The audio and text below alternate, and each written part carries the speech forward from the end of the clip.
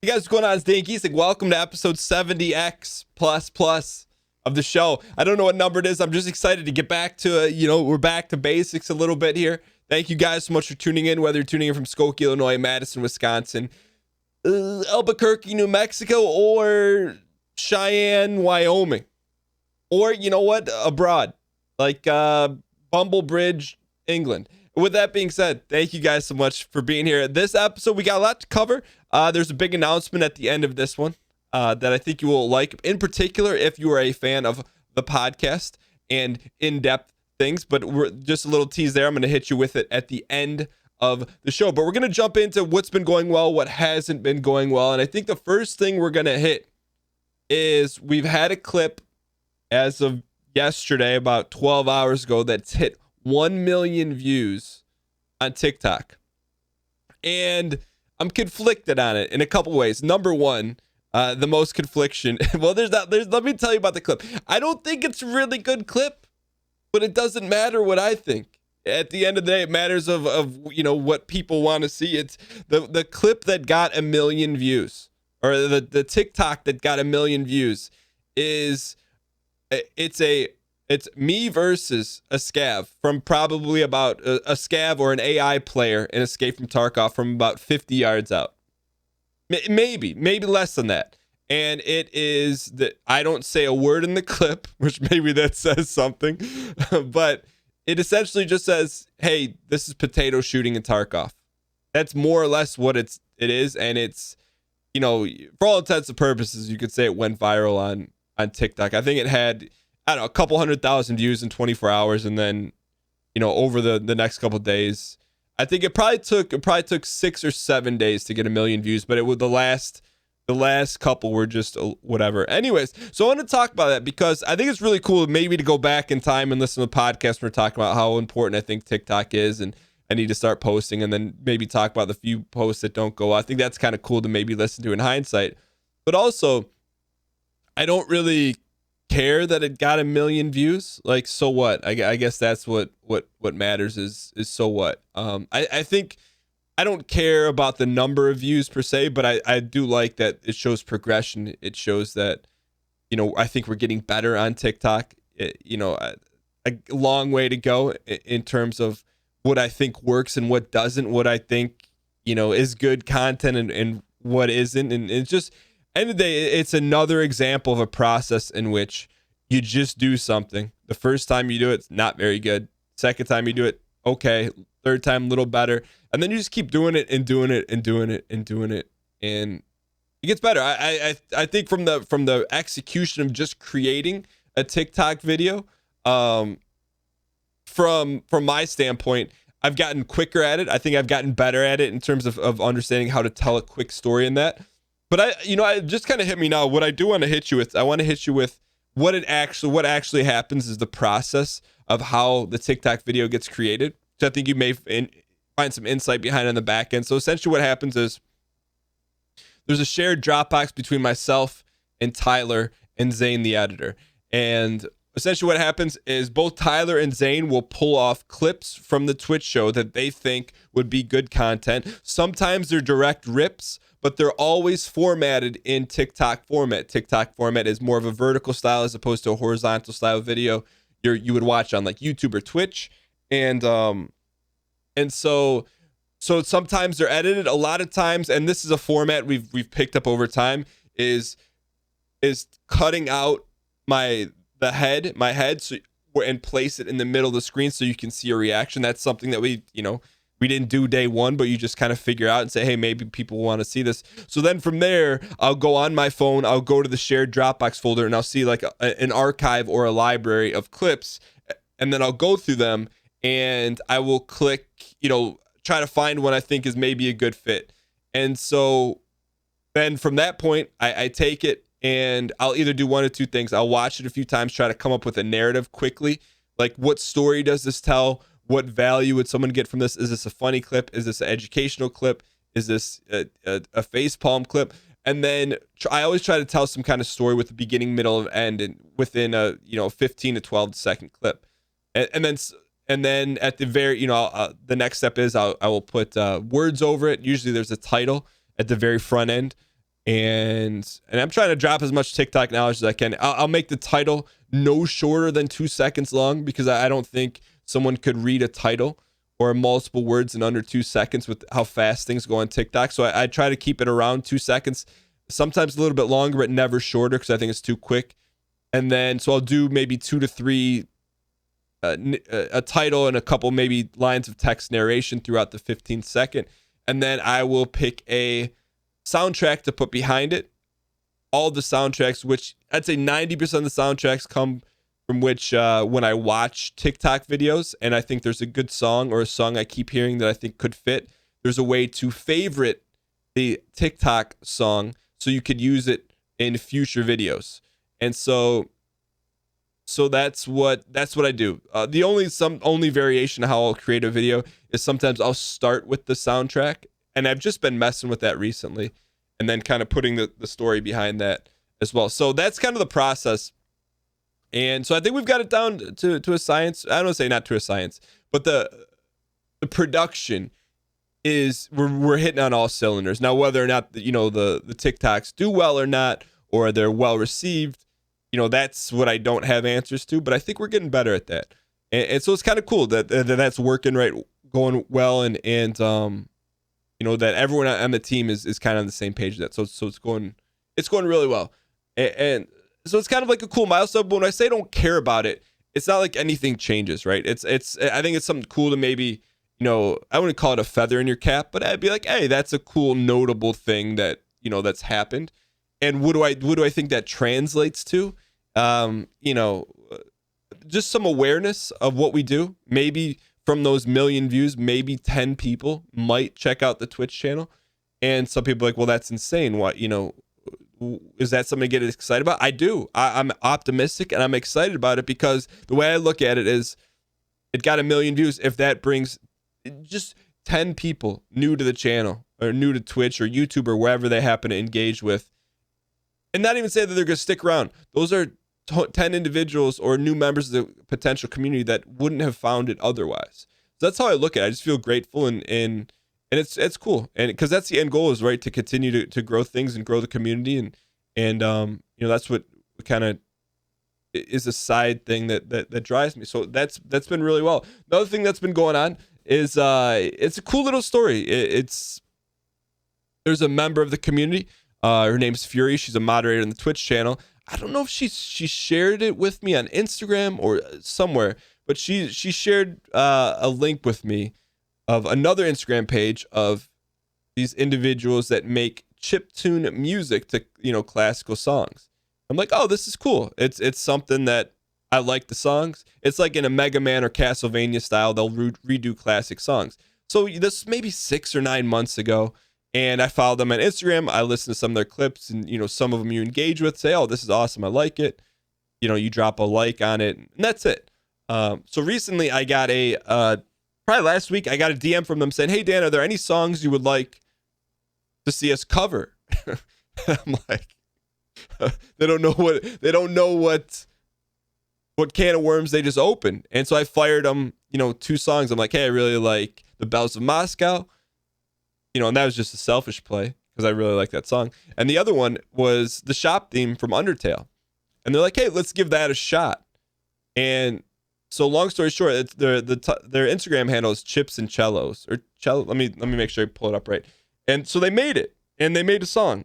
It's Chips, CHIPS, and Cellos on Instagram. And so they made the song. So they made the Undertale shop theme, which we happen to use for Tarkov. And we had some VOD strike down issues of it. So when that happens, then I don't play the song anymore. But it's a really good fit for a segment in the show. So now I'm going to use, well, if people enjoy it, but I think they will, the community enjoys it, I'm going to inject that song into a regular segment in the show now, which I don't think that was their goal. They just wanted to make a song that they think I may like. I don't know.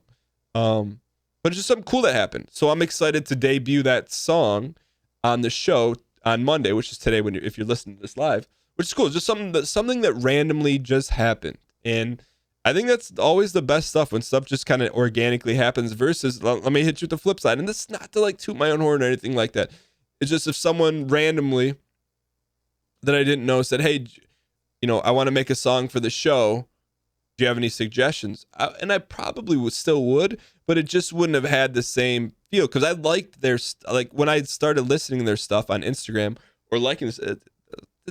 Not once didn't in my head I'm like, oh, I hope they make a song for the show.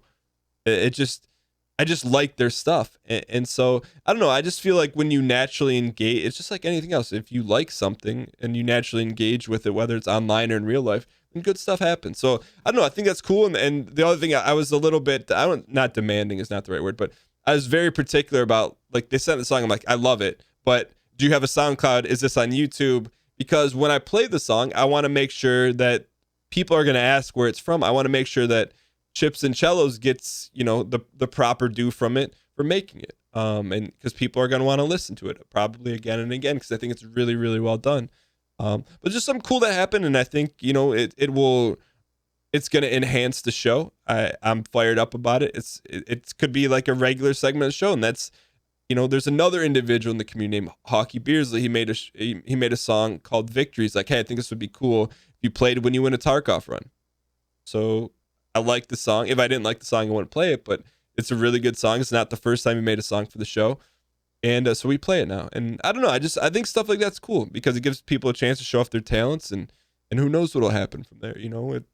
It's kind of like, anyone, sometimes like Zane and Tyler, they started out helping out, and then, now they're hired and they're on the team. I don't know, just stuff happens patiently and over time.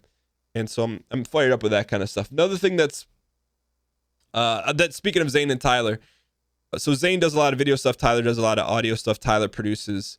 I'd say Tyler is more of a jack of all trades, but Tyler's been kind of flexing a little bit and getting into some other stuff, which is cool. But what I'm fired up about, and I always think this is a good sign of a good fit for people you work with or people on a team, is that they're starting to do some stuff that they think is a good idea without, me saying, hey, this, can we put this together? They're just kind of on their own accord. And that's really cool to see, because to me, it shows me a couple things. One, I'm watching this VOD. So I'm recording this in the office, and I record the YouTube video. Or I use a VOD. I'm sorry. When I record the podcast, I have a VOD of, the show running in the background. It was Bennett Fadias just failing. Anyways, but it shows that, they're confident in their skills, that I think that they know that I value their opinion and their creative, ability. And on top of that, just how far their skills have come, and their desire to, continue to do this. It's just really cool. So for example, Zane, put together just a mini music video clip out of a random song that we sang during Bennett Foddy. So that's going to hit channel 1. I didn't ask for that, but it's just a good, I think it's something people will enjoy. And it was, he took the initiative to do that. Another thing is that, which kind of ties in to the next announcement, but we recorded a podcast a new podcast show that's going to go live tomorrow, Tuesdays at 6 a.m. And he put together some notes of topics to talk about in the next show with me and my co-host, because they're things that we said we were kind of going to table until the next episode. And he kind of took it on his own regard and put that together in a list. So it was something that wasn't forgotten on my end. And I appreciate that stuff, because it's all stuff that makes the show better, makes things more entertaining, and ultimately, at the end of the day, creates a better product for you to listen to or watch or engage with. And also, to me, shows that they both get it. And it's not something that you can just say and do. It's just something that slowly happens over time. When you work with someone and I don't know. I just am super grateful with the team we have in place and everything they do. They do a lot of stuff behind the scenes that, sometimes we talk about and sometimes we don't. And I don't want to gas them up here because, they don't need to get too cocky, but I'm really happy with that. So which leads me into kind of a big announcement here. And there's going to be a second show on the podcast. So right now, the way the podcast is set up is we have the Dan Gheesling show every Monday, which you guys know is either a interview or a channel kind of journal type update where we say what's going good and what's not, or a Q&A. So that's going to continue on Mondays. But I got a DM from a dear friend of mine saying, hey, I know the podcast that, your podcast is your kind of baby, but what do you think about doing a weekly show? Would you want to do a weekly show with me? Talking about what we do on the content side of things, almost like an expansion of like our journal show, like expansion of one of these, but just different because this thing, I'm running myself, meaning like we talk about things, but essentially it's like a stream of conscious more or less, where with a co-host, you have something to go back and forth with and banter with. And, so I'm like, dude, first and foremost, I was so fired up that, he asked me to do it because it's someone that I respect and really enjoy being around and love working with. And that's Ryan, Northern Lion, Gary Letourneau. So every Tuesday, right on this podcast feed. So this is the thing I want to make sure it's not super confusing. It's right here. There's not going to be a separate podcast. It's just going to show up on our feed as a Tuesday show. So Mondays will be Dan Gheesling show or Dan Gheesling podcast. Tuesdays will be the show at the podcast is called Check the Wire with Dan Gheesling and Northern Lion. It's like inside baseball talk together about everything that we do individually and also collectively. So that'll be Tuesdays at 6 a.m. and then there'll be the mini podcast episodes that will still continue to hit the stream.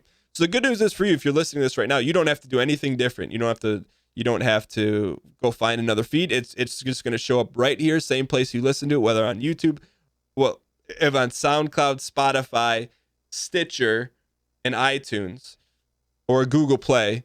If you're listening to this on audio, you're good. If you are watching this on video, the only place you'll be able to find the video of Check the Wire with myself and Ryan Gary is on his primary YouTube channel. So essentially, we're getting all the audio distribution and he's going to have the video distribution, which, I think it's going to be win-win. So the first episode's already recorded and I don't want to give anything away, but because I want you to listen to it and get your feedback on it. But I think it went really well. And we talk about a lot of different things. I just think you're really going to enjoy it. I think a lot of people are going to enjoy it. It's essentially an expansion of the Monday show, but with more banter and someone to play ideas off with, and also listen to what he thinks and what goes well for him and struggles for him. So I'm really excited about it. I think people are going to enjoy it. And I think I will say this, and I don't think I might have said it in the podcast one, but I was just almost, I don't have a better way to say it, but honored. I just went for him to reach out and ask to do that. I'm like, dude, that's awesome. It made me feel really good because I thought it was a great idea. And also, it's someone that I respect, on a peer level. So it's cool. So I think you guys are going to enjoy that. So Check the Wire will be on this podcast feed every Tuesdays at 6 a.m. I think you guys will really enjoy it. Also, you can go to checkthewire.com, but that's more for if you're not already subscribed, but you guys are probably subscribed, so you'll be here. So that was good. And I'm looking forward to see how that progresses and grows and changes. But, something new that's going to be on the audio feed. If you're really into audio and the podcast, I think you will like it. So I'm excited about that. And then one other, a lot of things have been going well. Bennett Foddy, a new game we're trying out. It's doing better numbers wise on Twitch than Tarkov.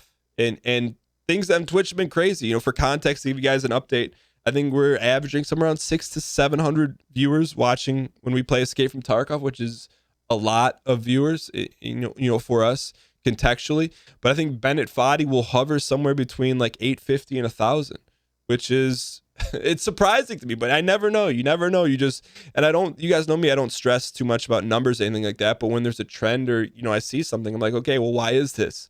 I think it's a naturally engaging game to watch. I think people like enjoying it, but also at the same time, I'm not going to tip the cap to myself. I had an idea that people may like this because there's properties of Bennett Foddy that can be identified in a Dark Souls type game or even Tarkov. There's, it's extremely challenging, There's moments of high failure, and I don't know. I just think it's another game that fits the channel well, and I'm glad people are enjoying it. So that's going really well.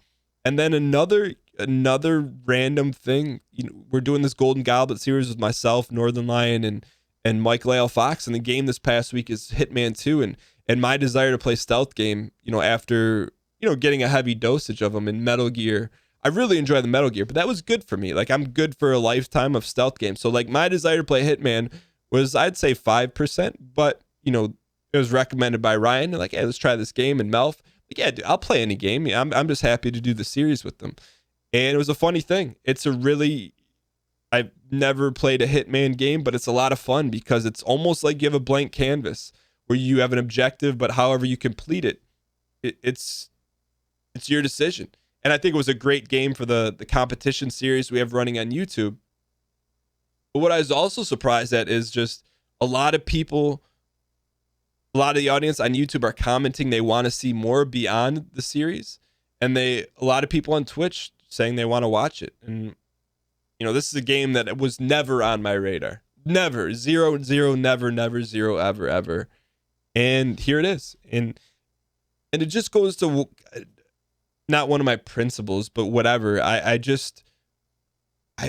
When I listen to the audience, if you guys want to see something, I listen to it. And when something keeps getting brought up and up over and over again, like, I'm going to check it out. And I'm grateful for that. I'm grateful that people, the community, feel, strongly about things, that they can suggest it. And hopefully, how serious I take those things, because end of the day for me is I just want to put on the best show possible for you. And, we talk about all the time, it's a balance between, hey, am I going to play something that people love to see that is unbearable for me? No. It's got to be a good balance. And I think in any situation, the more someone likes a game, the better, the better show it's going to be. If someone truly loves something, it shows through. And if they kind of like it, that shows through. If they don't really like it, that also shows through. So I just feel very fortunate, super grateful. A lot of good things happening this week, but I want to thank you guys so much for tuning in. Just I'm hoping next week we have for the show. Well, I'm working to get an interview locked in. It's been a while since we had an interview, but yeah, fired up. Thank you guys so much for all the love. I do want to give a special shout out to Majestic Beard for leaving a 5-star review on iTunes. I appreciate it. It says the podcast has been a great listen for behind the scenes and some extra tidbits from Dan, or even if you're just into streaming content creation in general. I appreciate the kind words. It's a great way to help support the podcast, leaving a review or sharing it with people that you think may also like it. So thank you guys so much for dialing in. Hope you guys enjoy the new podcast tomorrow at 6 a.m. every Tuesday. And I'll see you guys soon.